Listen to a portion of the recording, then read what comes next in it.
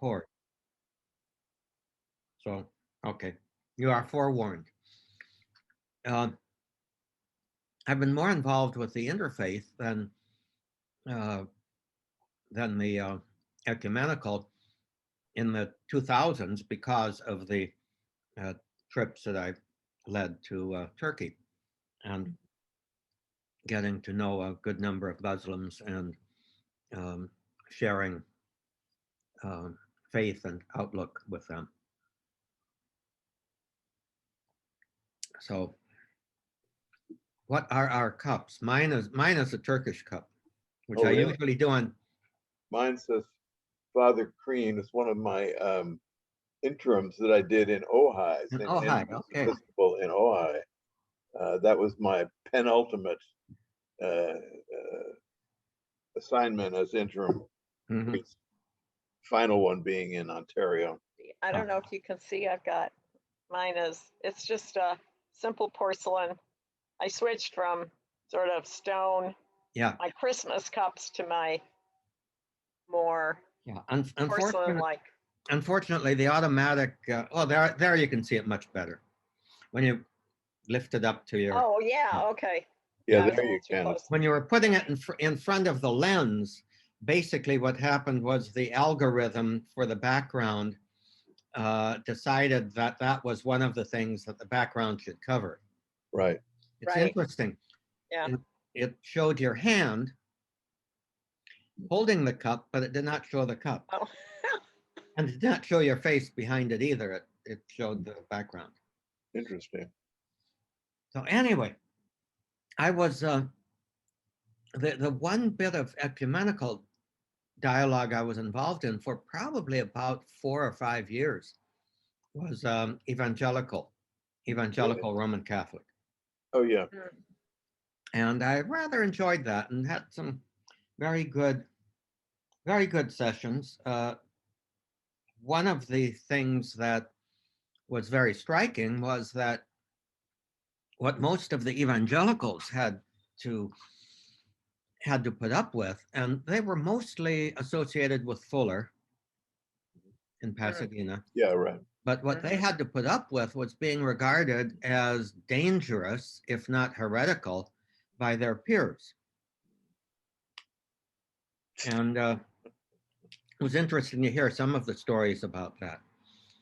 But one of the things that did through a friendship I had in campus ministry, it got me an invitation to speak at the what was it, InterVarsity, the annual wintertime winter break InterVarsity Christian fellowship. yeah, their general meeting in where was it, that place in Illinois, Mhm. Wheaton. Wheaton College. Wheaton College, yeah. And it was very interesting because there were protests at that college against having a Roman Catholic idol worshiper, heretic, speaking at the conference. But that was because you were coming, Tom. No, I wowed them over. But the other thing that I remembered, we exchanged a number of other events, and there was a group that I invited to the Youth Day at the Religious Education Congress in Anaheim. Mm-hmm. And a couple of those evangelical ministers, their jaws dropped at Cardinal Mahony's mass because he said, I never thought I would hear a Roman Catholic cardinal speaking about the importance of a personal relationship with Jesus Christ as your Lord and Savior. And I thought, well, yeah.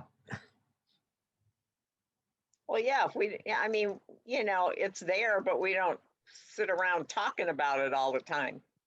Well, yeah, but this was a youth day, so there were Yeah, right. uh, Jesus. 8 or 10,000 teenagers there. Mm. And, that's something that for teenagers has to be emphasized. Yeah. Made a good impression on some young people. Hmm.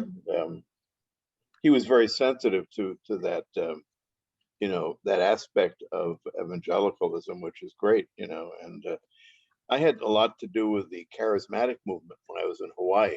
I was there in the 70s when it was at the heyday of that. Hmm. And there's quite a connection through the Assemblies of God, Hmm. which was the kind of the touchstone for that being picked up by the mainline denominations, Hmm. Catholic, Episcopal, Lutheran, and so on. Hmm. But it was a marvelously feeding experience for me, really Mhm. getting back to early spiritual roots, Mm. mystical encounter, etc., etc. Hmm. So it's interesting, but I think nowadays the evangelical movement is, also polarized like so much Yeah. Hmm. else. Whoops, Well, I just am I see, still there?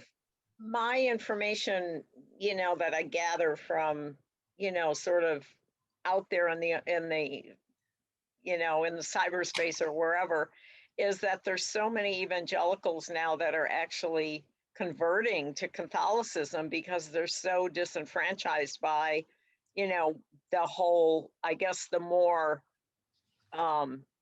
kind of out there movement of what has been going on, which I don't know a lot about, but Hmm. it seems surprising, and yeah, I used to attend the SCRC almost every year too. Hmm. So that whole charismatic thing in the Catholic Church was made me aware of that it was there. Hmm. Yeah, Cardinal Manning, God bless him, but he made the right move when the Pentecostal movement was just beginning to take hold among Catholic communities. He could have restricted, regulated, even, you know, condemned them. But instead, he he assigned a very, very good Jesuit, whose name I don't remember, to gather some people around him to establish the SCRC, the Southern California Religious Right. Community. Uh, but anyway, the renewal communities.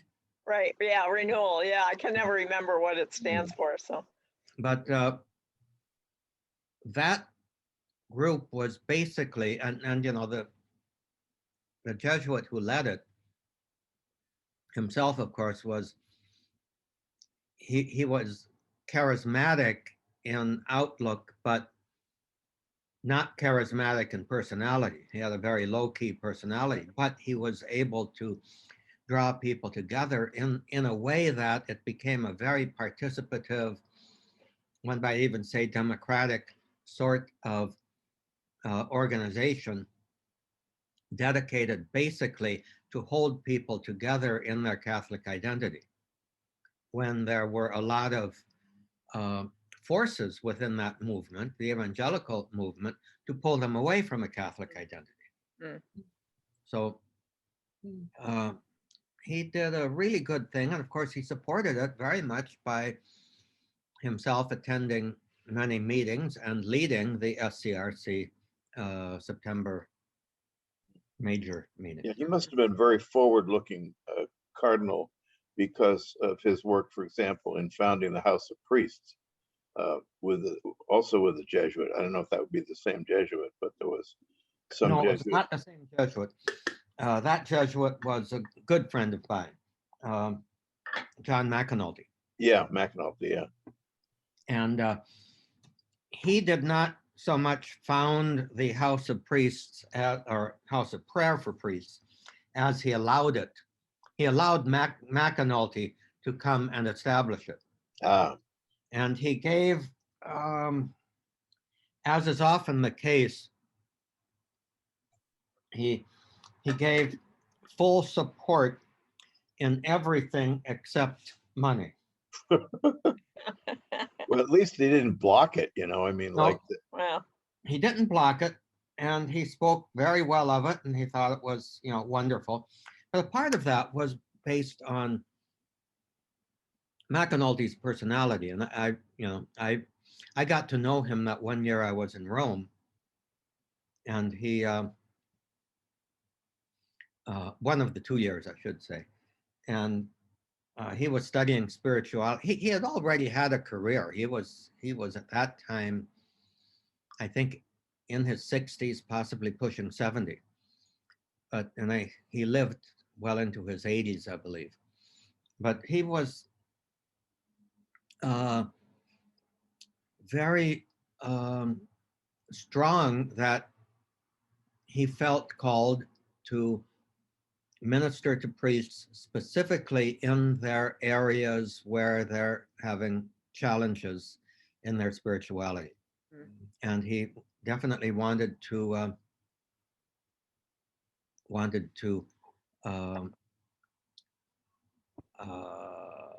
do whatever he could to be a support for them. And I would say I adopted him as my spiritual director for the rest of his life. And my spiritual director now is Father Jack Stager, who was kind of one of his proteges. I know Jack, yeah. Yeah. And so, I hope that I am in good hands with those people kind of, I don't want to say watching over me, but definitely watching over me. My spiritual director is the associate director there, Chris Cartwright, Jesuit. Oh, okay. You know, Yeah, Chris, I know him very well. yeah, that's an excellent, but when I see that House of Priests, it's sort of dedicated to Manning. In fact, it's described as Cardinal Manning House of Yeah. Prayer for Priests and so on. Yeah. I think what a great thing that is. I mean, to have that as a resource. I mean, it's absolutely perfect in Yeah. every aspect. I don't want to go into the story, but Manning allowed it to happen and secured the place, and then with minimal funding. Mm. And after Manning died and Mahoney became Archbishop, then the funding and support really increased, and that's when it was named after Manning. It wasn't named during Manning's lifetime. It was posthumous, yeah. Yeah. And there's that unbelievable structure up to the north of that place, which was that an IHM convent or something? That was well, the whole thing, yeah, that now belongs to the Archdiocese, and there was a big to do about that not too long ago. It's a fabulous structure. Yeah, and it's pretty much in mothballs right now because they have no idea what to do with it because it doesn't really serve any institutional purpose. They have expanded the House of Prayer facilities into one of the structures, but the whole thing is Archdiocesan House of Prayer property. Oh, great. That's good. It reverted then to that. Makes sense. Yeah. Yeah, but it was while the traditional IHMs were still going, that place belonged to them, but then the Archdiocese. Interesting architecture. Yeah, well, that was the old Earl C. Anthony house. Earl C. Anthony was one of the media gurus or media wealthy people. That's a sign that we need to go on to live on Facebook. All right. So I am working on this. So since I'm not in the know, what is the House of Prayer for Priests? I mean, what does it do? What's its point? Why is it there? Okay. Wait till we get on Facebook, and let's have an introduction and a prayer, and then you can ask the question. Okay. what is it there? Wait till we get on Facebook Okay. and let's have an introduction and prayer, and then you can ask the question. Okay, now that was I just muted the Facebook feed, but now we'll see. We don't have any audience yet. You know what I should be doing. We have one. Whoever you are, welcome. I just have noticed that I've got one viewer, and so a few more hopefully will pick up as we go along. So and now we have 4. Okay, Great. marvelous. So welcome to all of you Hi, on everybody. Facebook. Bye. Bless you. Okay, Facebook is no longer streaming, so it's just us. Great. I'm sorry again about my tardiness here. Well, those things happen. You have Yeah.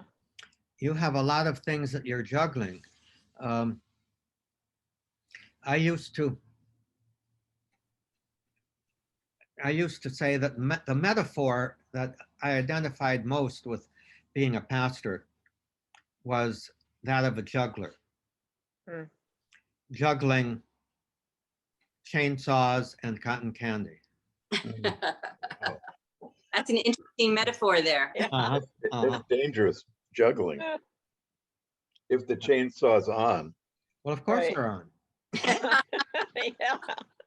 In any parish, there are some of them who are very on, it's all the more reason to pray for vocations. and so many others want cotton candy.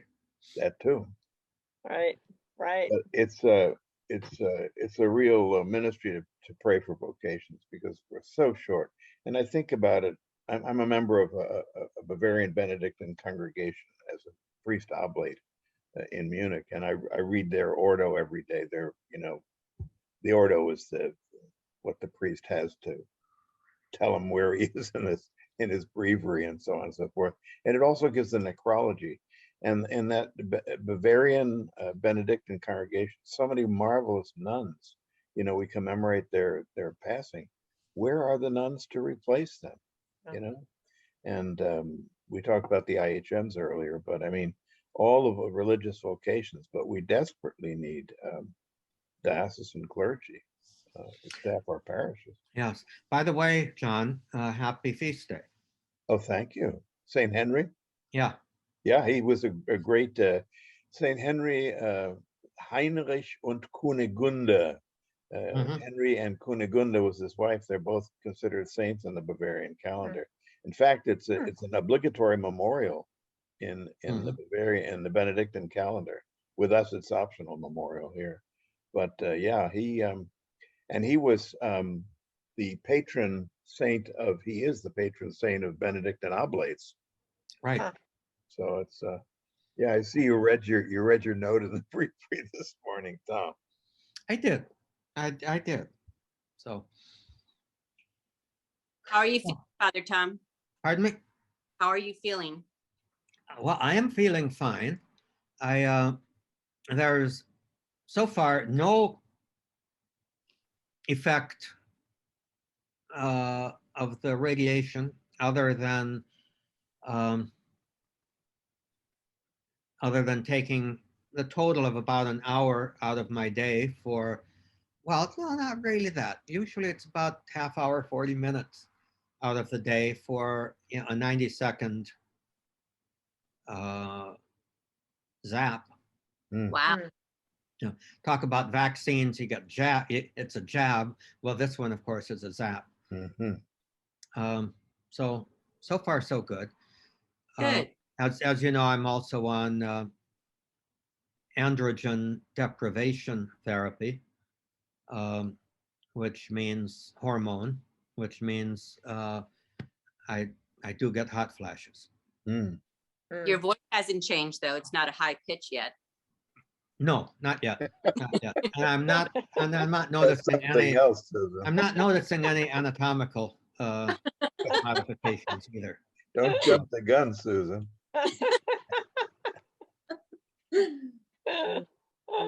So, I would say more, but I don't know if I know the two of you as well as I know Father Tom, so I will leave it at the high pitched voice. Stay online and you will, yes. yeah. Yeah, well, no, I'm quite a ways away from joining the Sistine Choir. Very good, So, very good. Sense of humor is still in check, so that hasn't been Right. good. yeah. Oh, And that's how are great. you weathering the storm, Susan? You have This- multiple storms. I do. You know, I get closer to God. I really do. And just a lot of tears, but also still the tears are from knowing that I will so miss, gosh, it's still hard to say it, miss my brother-in-law, who is again, just a very special Mhm. man. And the service this last weekend, both the vigil, which the church was full on a Mm. vigil, the rosary, and then the service on Saturday was so special, so big, so beautiful, and just so I'm still tearful in that mode. And the family members have asked me to put together the pictures and the video and so forth. So obviously, still a bit tearful, just thinking how his Mhm. physical presence will not be with us any longer. The other fires that I know you know about, I guess in Don's passing, it's a nice distraction from the other fires. So God gives us strength. He gives us strength. I am thankful for his what God allows us to endure and to stretch and grow, and the scar tissue helps to build the flowers that will grow from that. Oh Mhm. wow, where that came from, but there you go. But thank you for asking. Thank you for asking. Good. So, shall we have any parting shots? Parting gestures? Parting words? Oh, has the doctor told you? Would you think there will be any changes as you go along with this, or is this basically the most of what you'll be feeling? And you know, so Everybody is different. I had one, the technician that actually did the first treatment said that nobody that he has radiated, shall we say, for this has ever suffered any significant side effects. Oh, He said that they're able to aim in ways that just really minimizes the side effects of the radiation drastically from what it used to be. So that is good to know. The technician yesterday, there was something that I was noticing on the machine, and I asked him about, and he said those were the glass plate on the big goodie. I'm the big goodie. On the big goodie, that's a technical word, I'm sorry, it's hard to define.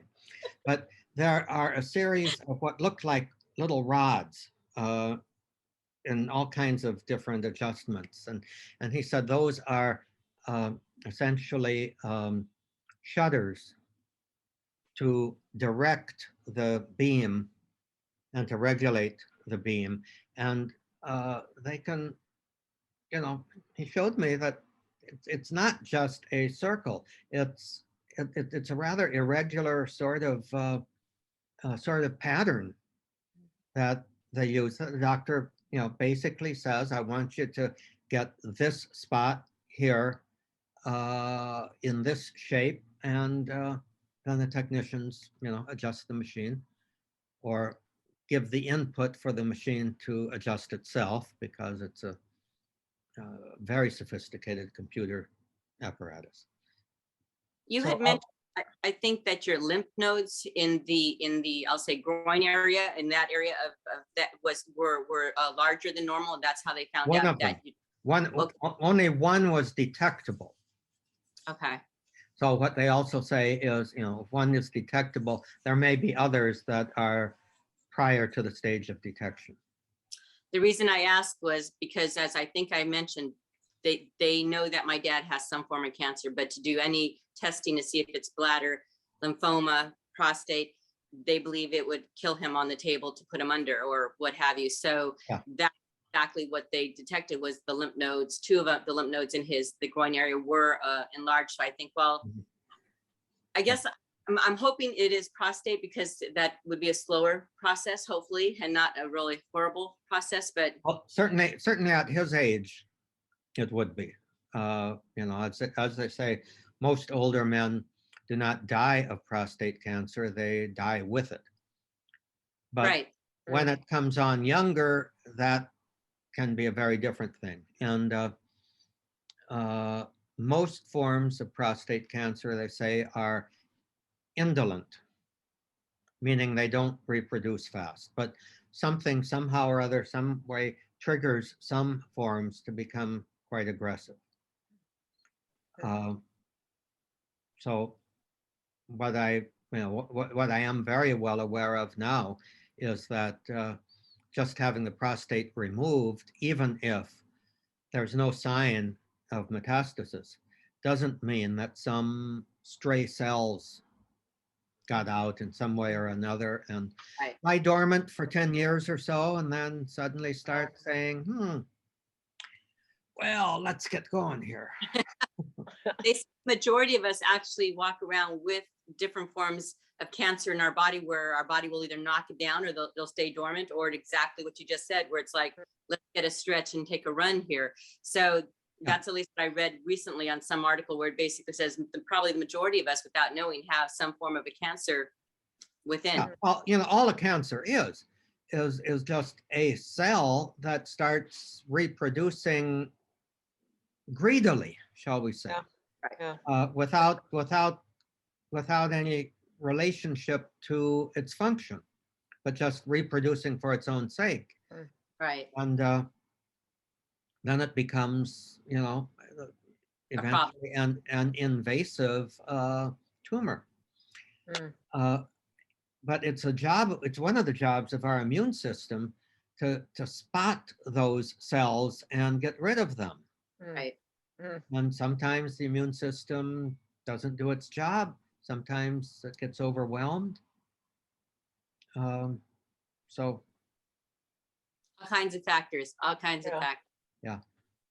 Well, I'm glad to hear that you have no signs and symptoms yet, and that is really good news. I will take in every little bit of good news right now to kind of give a lift. Good. And Nancy is next week, which is great, and I think that'll be fabulous to have her on the program. I'll say the program. So yeah. Yeah, that will be good. And keep working on that wonderful spreadsheet that Lauren built for us. And I will probably suggest a few of my own thoughts for people I know and others too. One of the things that's going through my mind, the people that you suggested, Susan, I really don't know.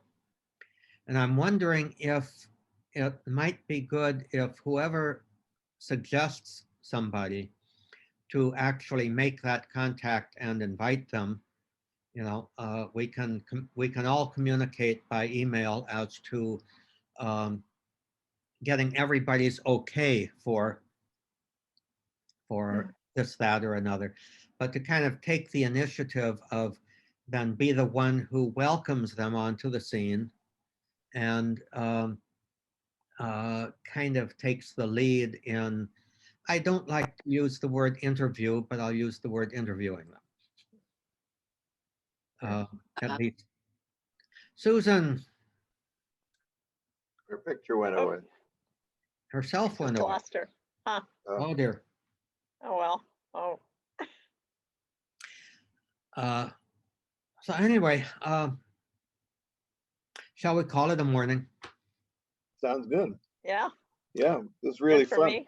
Huh? It was very fun. Hey, John. It's very good. I enjoyed this morning a lot. Yeah, Good, good. I did too. And good history And- lesson.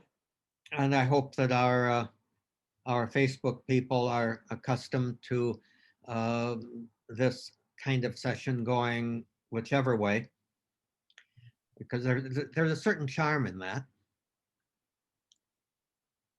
So God bless you, and God bless Susan wherever you are, and have a good day. Stay cool, John. Thank you very Yes. much. Stay cool. Everybody stay cool. Yeah. Well, by the way, did I mention, John, here it's under 70s, in Yeah. 60s, and we had about 20 minutes of rain this morning. Yeah. Send us the know. rain. We need the That's what rain. happens when you live at the seaside, you know, like you do. That's right. That's right. Eat your Yep. heart out. Yeah.